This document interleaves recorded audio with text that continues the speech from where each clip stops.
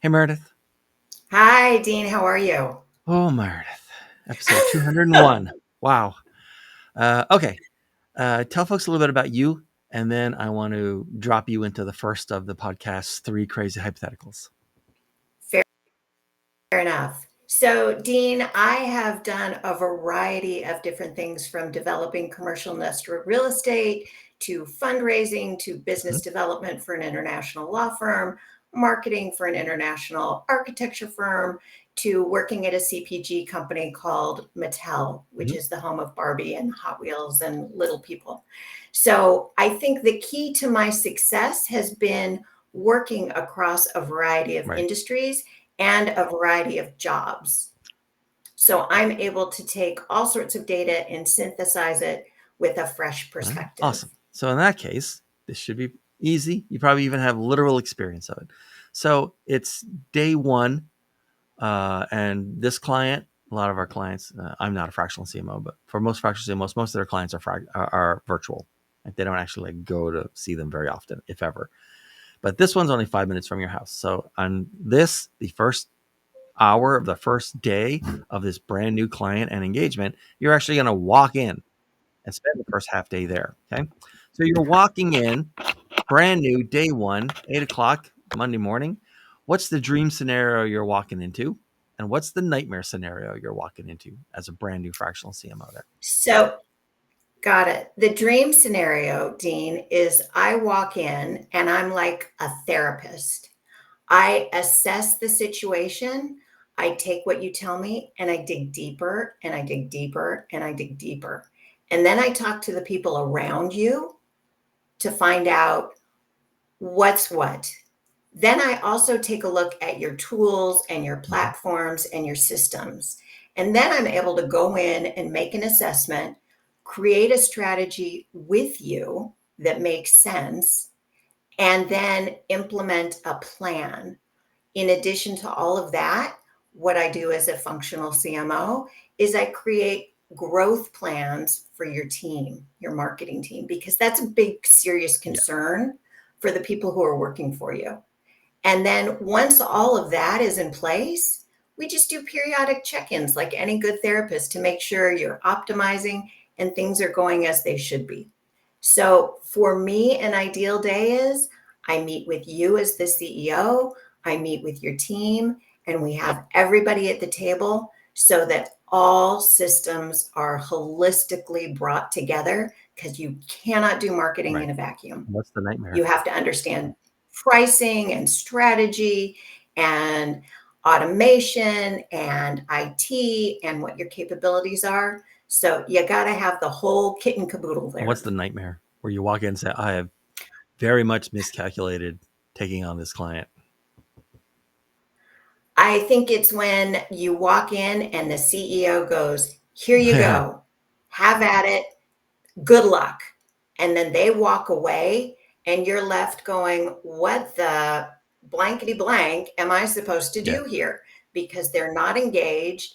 They think you're going to solve all of the problems. And they're essentially handing over the keys to the kingdom, but you have no idea where the kingdom's located or what's in the kingdom or who lives there. And they make no effort whatsoever to help you get all of that information so that you can work together. Okay. So we're going to come back to this present day in just a moment, but let's imagine we're 90 days in to this engagement. Okay.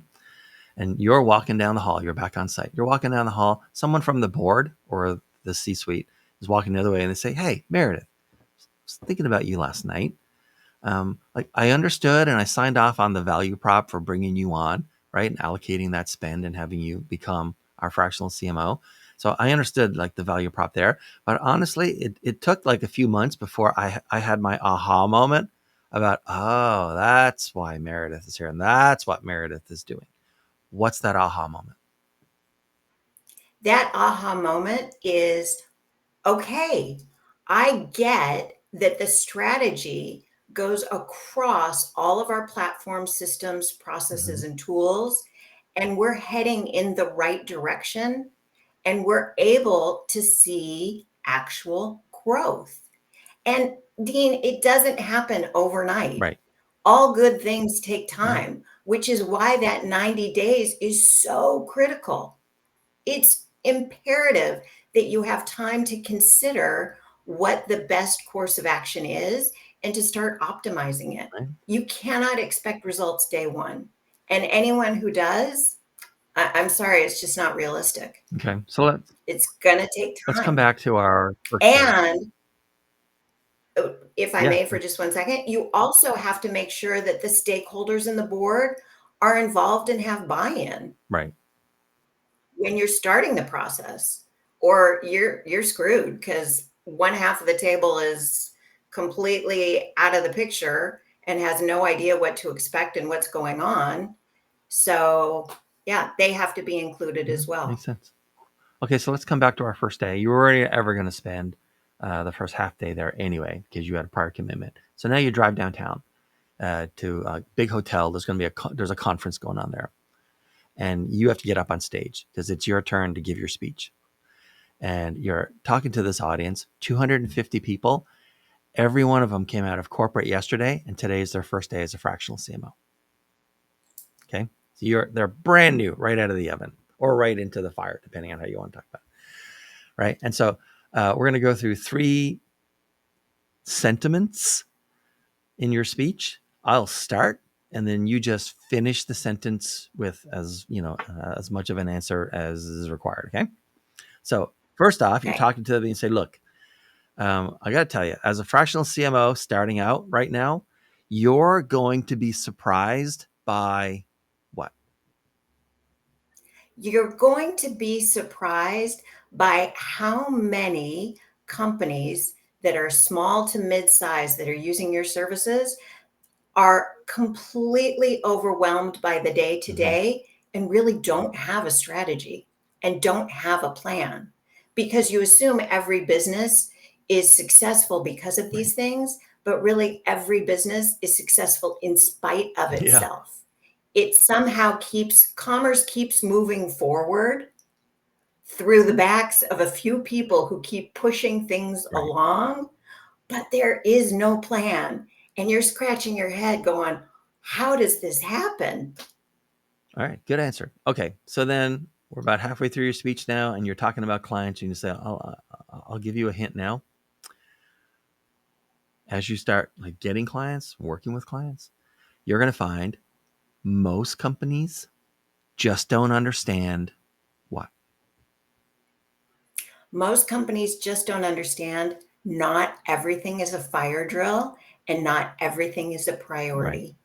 If you have a strategy and every single person in that company understands the strategy, then every single person is able to implement the plan with an understanding, okay, that might not fit 110% with what I'm supposed to do, but if I tweak it a little bit, it actually fits with the strategy and will help us optimize what we're already planning to do.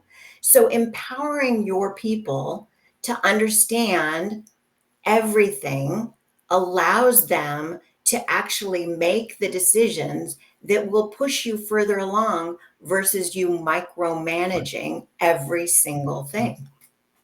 All right. And so now you're sort of at the end of your speech. They're trying to get you off stage, but you ended up being catty. Right. And like, go. You're like, no, I have one more thing to say to this audience. Since you're all brand new, you just came out of corporate, you're all just getting, started as a fractional CMO in your own business. I'm going to, like, if I could only give you one tip about getting clients, here it is. Network, Yeah. network, network. Use the people you know, ask for the business. What is the worst thing they are going to say? No. So you move on to the next one. There was a period in my life where I did cold Mm-hmm. calling, and I think it just gave me a bit of Teflon skin where I'm like, okay, you said no. It's not personal. If you knew me, you'd love me and you'd want to Yeah. work with me. So in 30 days, I'm going to check back in with you and see what's changed or not. And you have a calendar where you get these little ticklers that come up, but you cannot be afraid to ask. And you cannot be afraid to feel like you're foisting Right. yourself on people, because I guarantee you, just like when you're dating, you're not going to open your closet door and Mr. Right is going Yeah. to walk out. You got to get out there and work it, Persistently polite just and like Britney politely Spears persistent. says. Yeah. Exactly. A velvet pit Yep. bull. Okay, so they finally managed to get you off stage, and now you're out on the floor with all the booths, and there's people walking around. You've got some ad hoc meetings, and you've got some meetings set with people who happen to be in the same place at the same time. You know how it works. And so you're talking to your prospective clients for your next engagements. Okay, just getting to feel each other out. When you're talking to companies about you being their fractional CMO potentially, what do they tend to overrate and underrate about marketing and fractional CMOs?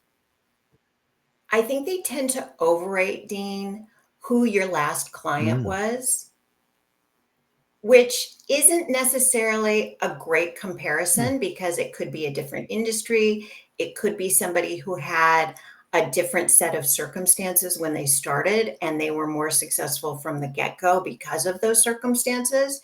So it's a lot like living on Instagram. You're constantly comparing yourself to all the people who are putting out curated content. You have to just understand this is comparing myself to other clients isn't going to help me. How can you help right. me? What do you provide that someone else doesn't provide? And what that could be is I've worked across a variety of different industries, so I'm able to take.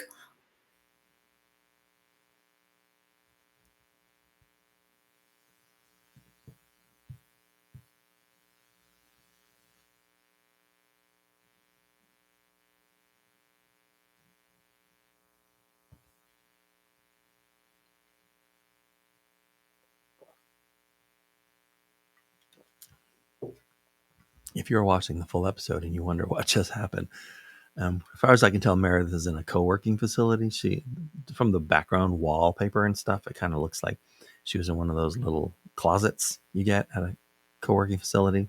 So my guess is she lost internet access for a bit. Here we go.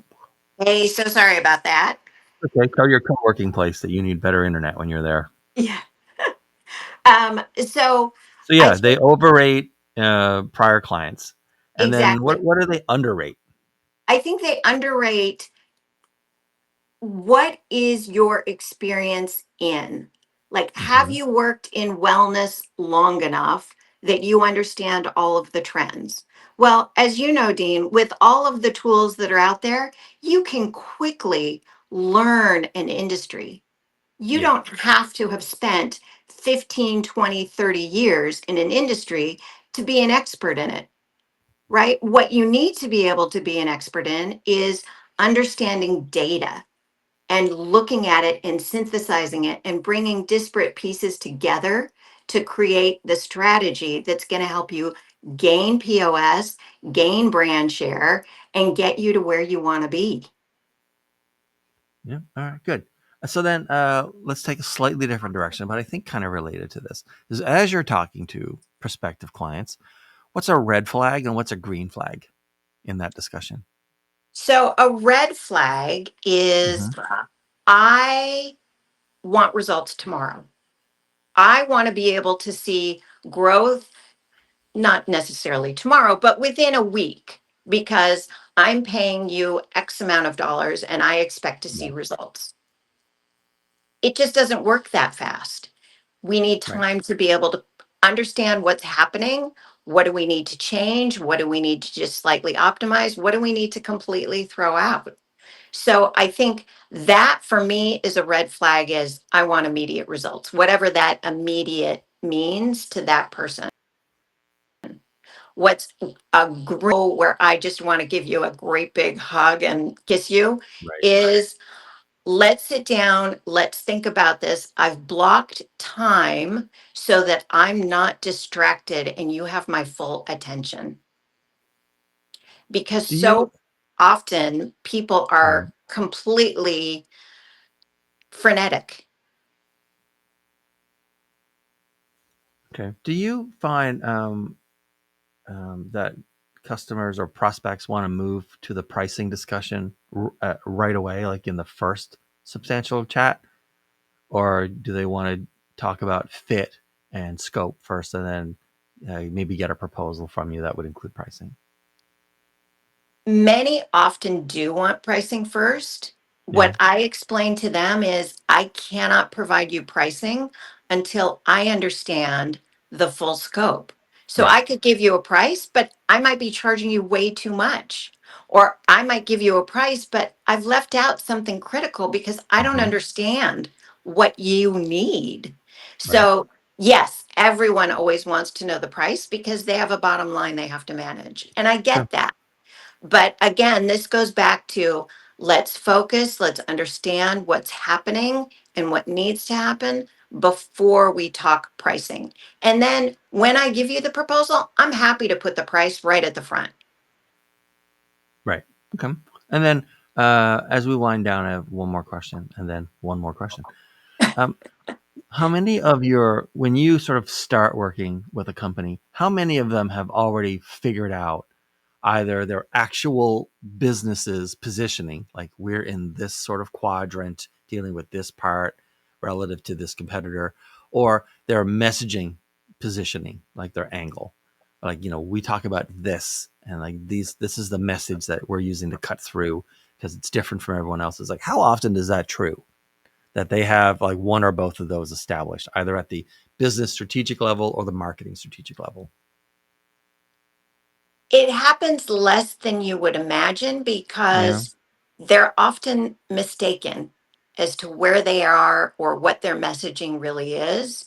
Right. I applaud them for making a valiant effort, but again, that's why I'm engaged to tell you Yeah. yes, that's accurate, or no, that isn't accurate, or that messaging works, but only for that platform, not for this other one, and it's not consistent in the entire ecosystem. So this is why you engage a fractional CMO. You don't Right. have the bandwidth or the department or the capabilities to make sure both, let alone one of those things, are in place. Okay. And then finally, as we wind down, and thank you, it has been great. Thank you for being here. Who should be contacting you these days, and who should not be contacting you these days? So, small to mid sized companies, definitely you need a fractional CMO because you need the direction, you need the help. As an Right. entrepreneur, you have one lane of business, which is your brilliant idea. You need someone else who has the chops to be able to help you get to where you need. Hmm. Who shouldn't be contacting me is a Fortune 500 company. You don't need a fractional CMO. You have a No. CMO, you have a slew of consultants. You may need a tweak here or there, but Right. that's not me. I'm there to Um, provide the strategy and the plan right. with All right. you. And how should people get in touch with you? What's the best way? You can reach out to me at mw@zerosones.com. You can visit zerosones.com. You can text me at 310-237-2085. You could even send me a smoke signal. We will connect. All right. Fair enough. All right, Meredith, thanks very much. This has been fantastic. Sorry for the glitch in the internet connection. My bad. Dean, you have been a delight, and I cannot thank you enough for inviting me to join you. You're very welcome. All right. Thanks very much. And thanks everyone for watching. Bye.